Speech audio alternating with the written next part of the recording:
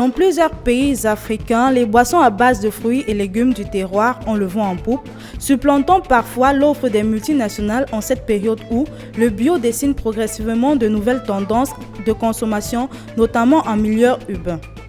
Une plongée au cœur du processus de fabrication de ce jus de fruits frais dans les locaux de Dream Juice, dans cette nouvelle sortie de l'émission Fenêtre sur l'écho sur UN Media.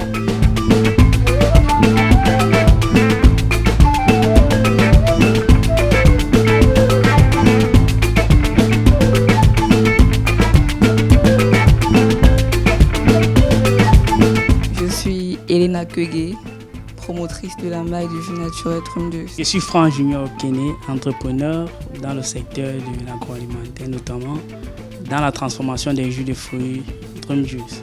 C'est d'abord par passion, parce qu'on ne choisit pas un secteur d'activité au hasard. Il y a d'abord la passion, oui. À la base, j'aime d'abord consommer les jus naturels.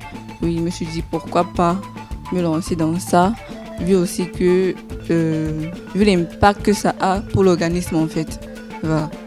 Ok, déjà, c'est sa passion en fait. Et comme j'aime saisir les opportunités, lorsque elle m'a présenté sa passion, et je connaissais aussi que l'agroalimentaire, tant qu'on vit, on va consommer. Donc c'est quelque chose qui ne finit jamais. J'ai donc saisi l'opportunité, on travaille aujourd'hui ensemble. Le phénomène s'observe en Afrique centrale, australe, orientale, occidentale et ou au Maghreb. L'émergence depuis quelques années d'un marché de jus de fruits naturels en milieu urbain. Illustration de cette percée, la création dans les grandes surfaces et autres supermarchés d'espaces dédiés aux jus de goyave, de tamarin, de gingembre, de corosol, d'ananas, de fruits de la passion, d'oseille, de banane ou de citron, à côté des traditionnelles boissons gazeuses à base de jus concentré. Ces jus de fruits africains ont indéniablement le vent en poupe. À Douala, la capitale du Cameroun, ces jus volent peu à peu la vedette à ceux vendus habituellement dans les rayons des supermarchés et conditionnés dans des briques en carton, des sachets plastiques ou des bouteilles en verre. Les productions en différents parfums sont effectuées dans des temps précis, ceci suivant un processus de qualité et du respect strict des règles d'hygiène et santé. Le minimum en moyenne 5 heures de temps. Oui, en moyenne 5 heures de temps. Parce qu'il faut faire les choses avec attention, sans être précis. Sinon, tu risques de rater une étape. Et lorsque tu rates une étape, ça va se ressentir parce que c'est quelque chose que les gens consomment. Tout d'abord, il faut laver le fruit, oui, le peler, l'apprêter, passer à l'écrasage, à la filtration, puis on met au feu, l'embouteillage et tout. Oui. Dire comme ça, ça paraît simple, mais c'est tout un processus. Pour atteindre le résultat d'une bouteille prête à la consommation, ces jeunes entrepreneurs dans le domaine de la production des jus naturels mettent à contribution un certain nombre d'ingrédients et accessoires ou outils leur permettant de mieux réaliser ce travail. Cela passe également par la prise en compte du degré de mûrissement des fruits préalablement sélectionnés. Quant au processus de la commercialisation de leurs produits, les fondateurs de Dream Juice mettent un point d'honneur sur la communication digitale, mais également avec le principe de brand ambassador, d'où la portée et la conquête de leurs produits sur le territoire de la ville aux 7 collines. Notre stratégie est plus basée sur le digital, sur l'outil des jeunes. Parce qu'on a compris de nos jours que le digital, c'est quelque chose qu'on ne va pas blaguer avec. Donc nous avons accentué les stratégies sur le digital. Qui dit digital et parle plus des réseaux sociaux, notamment Facebook, WhatsApp. C'est de là que sortent la majorité de nos clients. Actuellement, on n'utilise pas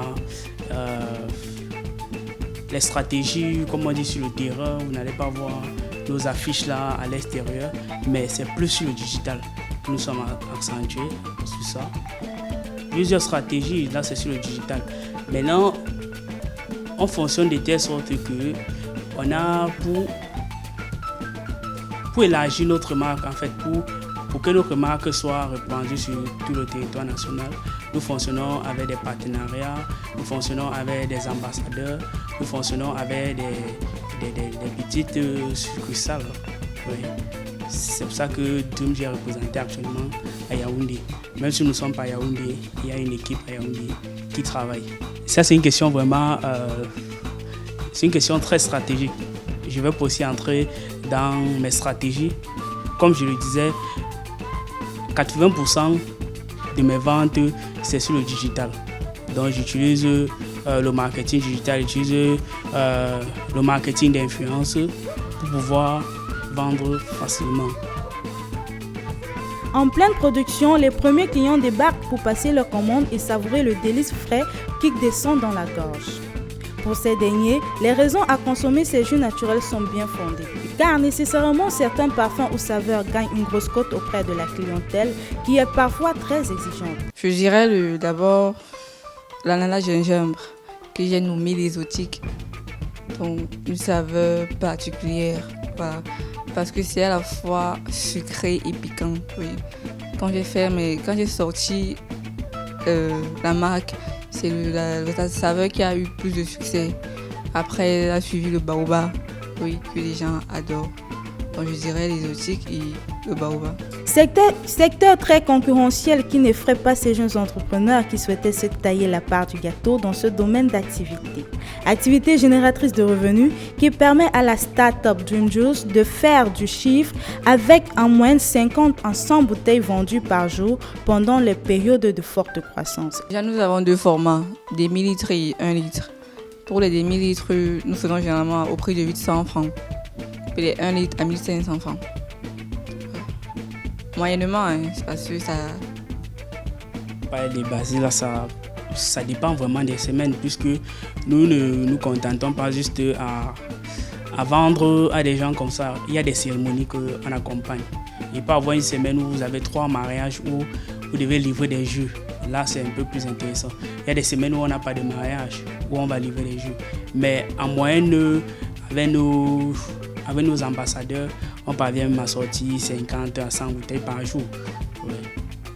Comme tout métier, le secteur de la transformation du jus naturel en jus de fruits connaît ses difficultés tant bien au niveau des productions que dans le secteur de la vente, d'autant plus qu'il s'agit d'un investissement privé qui n'a reçu aucun accompagnement de la part des services en place. Le secteur d'agroalimentaire, particulièrement sur la production des jus naturels, est déjà, vulgaire.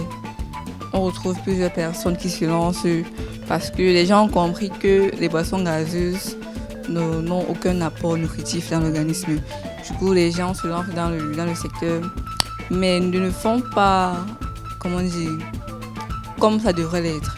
Oui, ça se dit du jus naturel, mais on retrouve de l'ajout d'eau, sur des colorants et tout. Du coup, quand toi qui le fais sans ces ajouts-là, c'est difficile qu'on te croie en fait. Donc, je dirais d'abord ça. Je dirais que c'est ça la première difficulté. Et sur le plan stratégique, marketing, vente, les difficultés, on rencontre souvent les difficultés au niveau des prix. Ouais. Puisque la population est habituée à consommer des boissons gazeuses. Ouais. Et ça fait que lorsque un client va voir 1 litre, on vend 1 litre d'une boisson, sans citer le nom, quelque part à 500 francs, et il voit un demi-litre de boisson naturelle à peut-être 800, 1000 francs. Il dit waouh, c'est cher. Ouais, on rencontre plus ça. C'est notre véritable problème là-bas. Tout compte fait, cette activité de transformation de fruits en jus naturel, au-delà des bienfaits pour l'organisme, permet à plus d'un de gagner sa vie, mais en tout état de cause, une plus grande rigueur permettrait certainement aux petites entreprises qui produisent les jus naturels d'augmenter leur crédibilité auprès des consommateurs dans un environnement concurrentiel.